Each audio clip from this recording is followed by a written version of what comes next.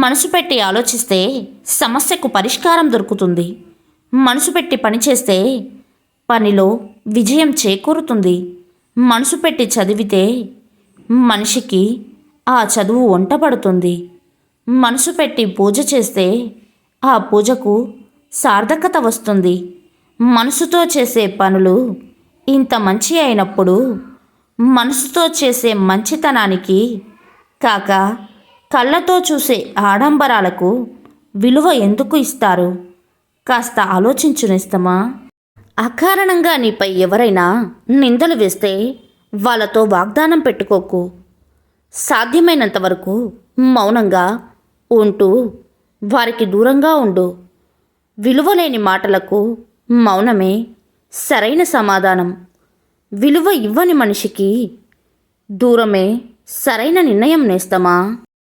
మనసుకు ఆశ ఎక్కువ. మనసు ఏది నచ్చితే అదే కావాలనుకుంటుంది. కానీ కాలానికి క్లారిటీ ఎక్కువ.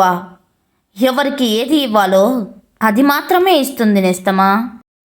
మనసు ఎప్పుడు చచ్చిపోతుందో తెలుసా? మనం ఇష్టపడిన వ్యక్తి మనం కష్టంలో ఉన్నప్పుడు కనీసం పలకరించకుండా కూడా వెళ్ళిపోతాడు చూడు. అప్పుడు మనసు చచ్చిపోతుంది నేస్తమా. ఎలుగుబంటి నల్లగా ఉందని కాకి వెక్కిరిచ్చిందట. ఇది ఏమి విచిత్రమో! నిజముగా చిత్రమే.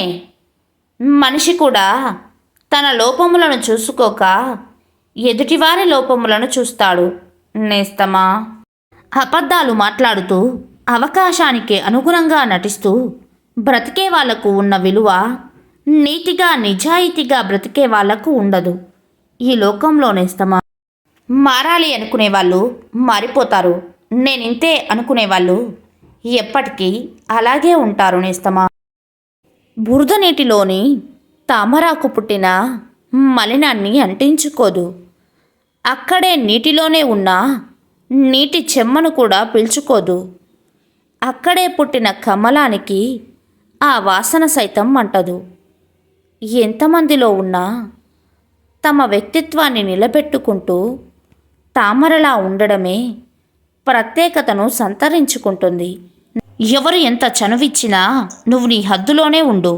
ఎందుకంటే కెరటాలు తీరాన్ని తాకితే వినోదం, దాటితే విధ్వంసం నేస్తమా.